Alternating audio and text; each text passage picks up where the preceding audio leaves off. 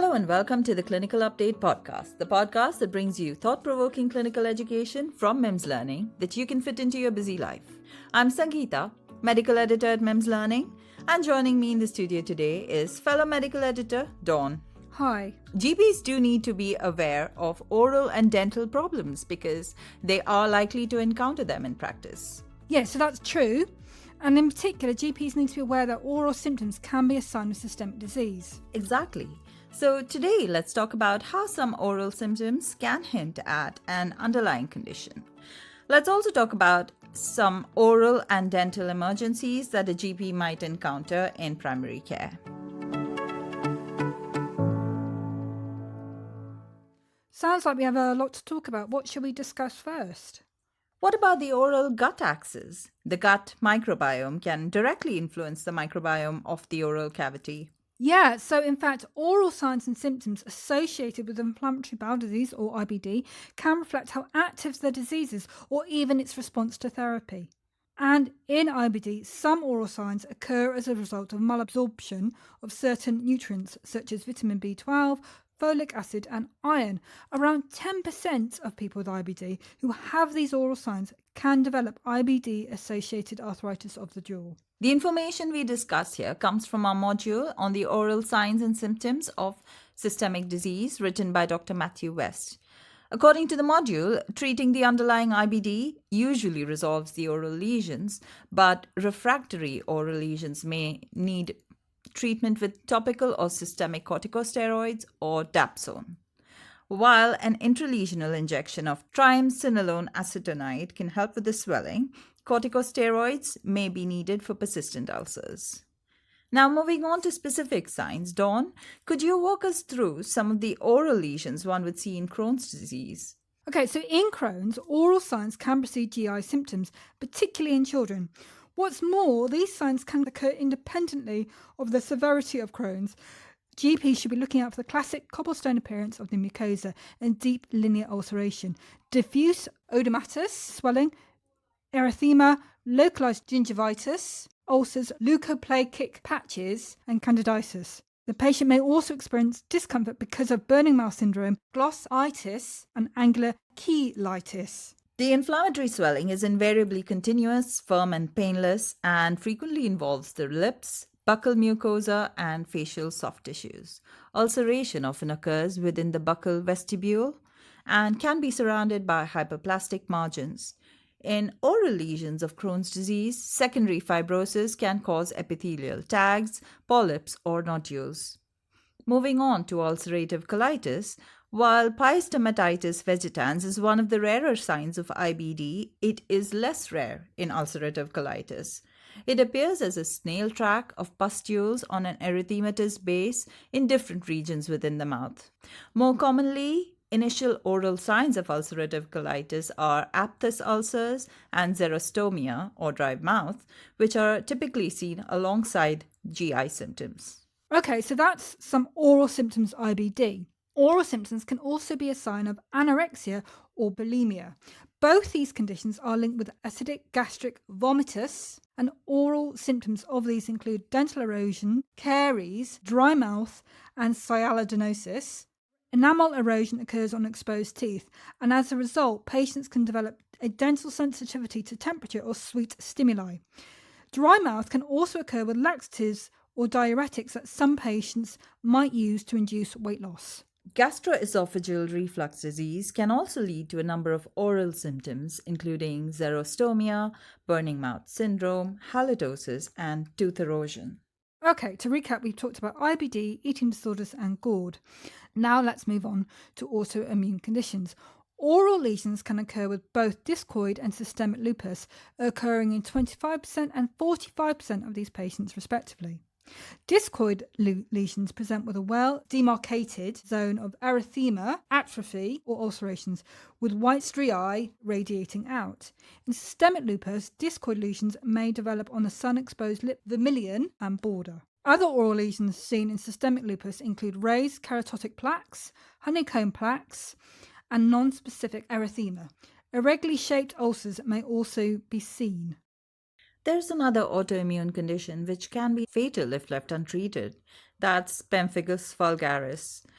So, oral lesions are seen in almost 50 to 80% of patients, and the lesions can precede the condition by over a year.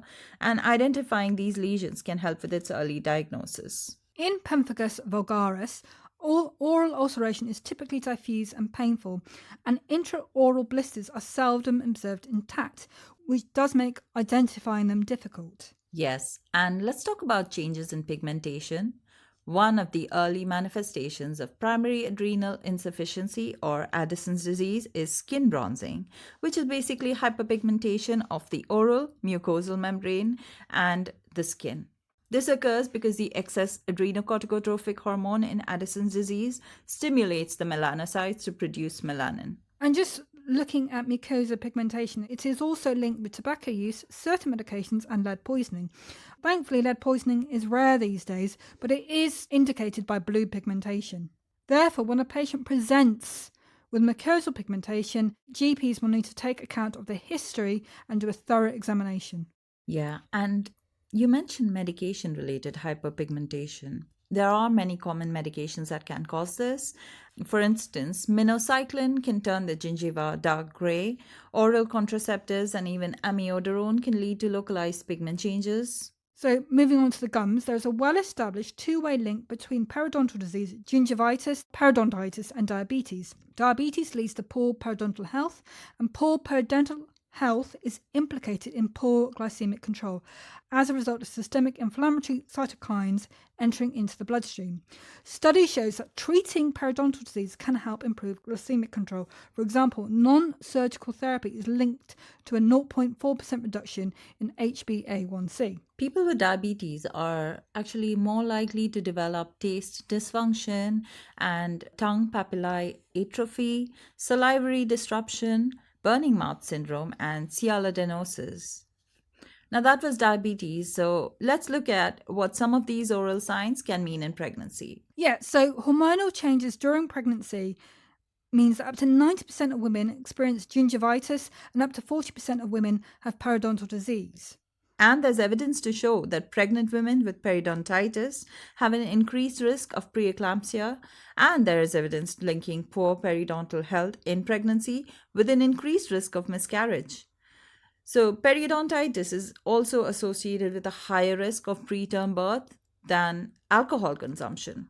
Okay, so we know that periodontitis is associated with poor outcomes in pregnancy, and I'm just wondering if the periodontitis is an indication that the woman's overall health isn't great. As a slight aside to this, I want to talk about smoking. Smoking is well known to be associated with poor oral health, and is particularly concerning in people with severe mental illness. In a module on smoking cessation for people with severe mental illness, Professor Caroline Chew Graham notes that people with severe mental illness are less likely to take care of their teeth and are more likely to have tooth decay, lose their teeth, and experience late detection of oral cancer. So there's a concern that people with mental illness may experience an oral health inequality. Professor Chew Graham says that GPs can address this during an annual physical health check for people with mental illness. For example, they can extend health promotion advice to include discussions about oral health. That's good to know. So far, we've looked at autoimmune diseases, inflammatory conditions, and metabolic conditions like diabetes. Let's discuss systemic conditions now and some of their oral manifestations. Iron deficiency anemia is associated with mucosal pallor, atrophic glossitis, recurrent oral ulcers, candidiasis, and burning mouth syndrome. Aside from anemia, atrophic glossitis can also indicate other conditions like pernicious anemia and vitamin B deficiencies. It could also indicate malnutrition, malabsorption, and localized infection. Should we talk about some maxillofacial emergencies next? Because these can present in primary care. According to the BMA, a GP practice might see some patients with dental problems, possibly because of the high cost of dental services. So what should a GP do if they encounter a patient who shows up and they've lost a tooth? A tooth avulsion, which is when the tooth is completely out of its socket, is an emergency given that it is time sensitive. Our module on urgent oral and dental problems by Dr. Fabienne Aurora discusses management in primary care. According to the module, if tooth avulsion occurs in permanent dentition or adult teeth, initial management involves confirming there are no other injuries to the head, confirming the patient has the tooth or knows where the tooth is. If there are concerns like the patient has inhaled the tooth, they will need a chest x ray. Asking the patient to keep the tooth in milk or saliva, and reimplanting the tooth using digital pressure, ideally within half an hour of the injury. Obviously, with baby teeth, that does not need to be reimplanted. Simply tell the patient to put the tooth under the pillow and for the tooth fairy. But if the tooth isn't out of its socket but has just been displaced, it will need to be repositioned and splintered, though this is within the remit of a dentist rather than a GP. Okay, so what about dental abscesses? Dentoalveolar swelling with cavities or staining of teeth, pain while biting, isolated diffuse swelling around the tooth, or trismus could be caused by periapical pathology, periodontal disease, pericoronitis, or dental trauma or postoperative infection. If the swelling is of the salivary glands and this increases around meal times as the pressure in salivary ducts increases, if there is isolated, well-defined intraoral swelling and a palpable lump either extraorally or intraorally, causes to consider include salivary stones, strictures, and neoplasms. Cutaneous swelling could be caused by infected dermal cysts, infected hair follicles, or an infected animal bite. And viral causes of dental, oral, or facial swellings include herpes zoster and the Epstein-Barr virus. When bacteria enters the pulp chamber of a tooth and the infection spreads through the tooth apex, it results in abscess formation and bone perforation. If bone perforation occurs in the mandibular molars, it can spread to sublingual or the submandibular space. Dental abscesses can have life-threatening consequences, and the most severe complications include sepsis, airway obstruction, spread of infection to the mediastinum, septic cavernous sinus thrombosis, or intracranial infection.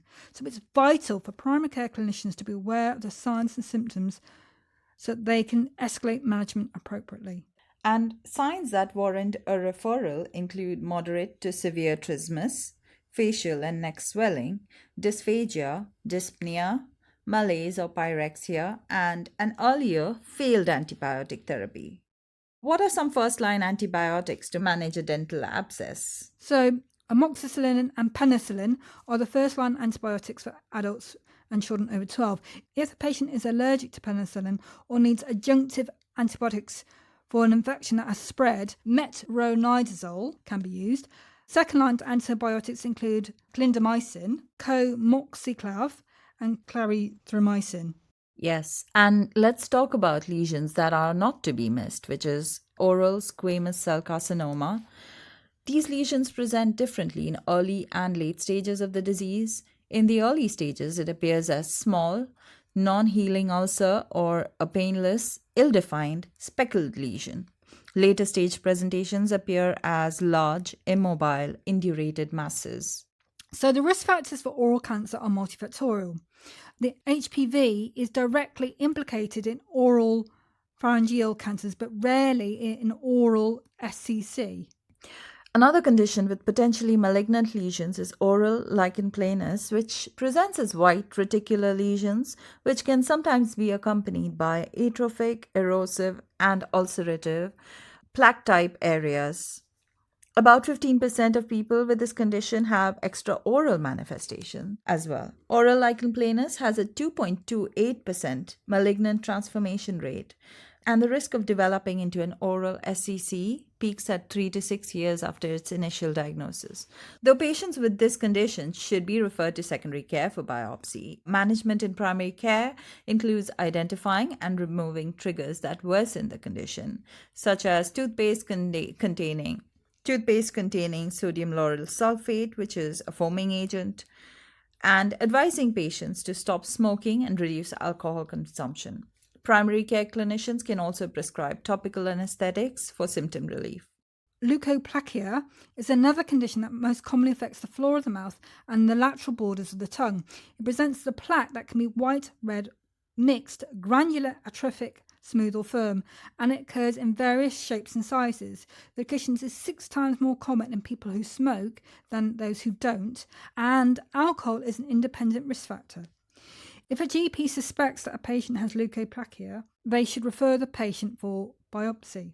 GPs should also provide general advice on smoking cessation and reducing alcohol consumption.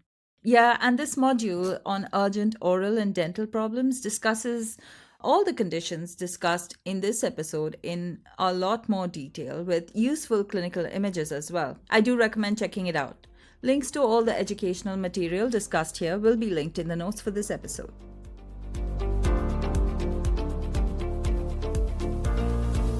So, what have we learned today? First, we learned that systemic diseases from IBD to diabetes can present with specific oral signs.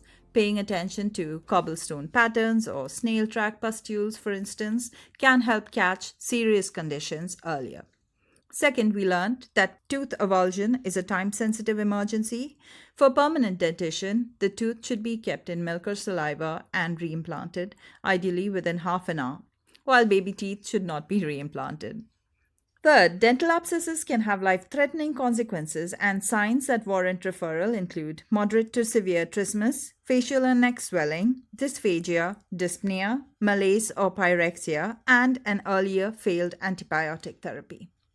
Thank you, Dawn, for joining me today, and thanks to our listeners for tuning in. We've been the MIMS Learning editorial team, and this episode was produced by Jude Owen. Don't forget you can claim a CPD certificate for listening to this episode. Simply head over to the website version at mimslearning.co.uk. Join us again next week for another episode. See you next time.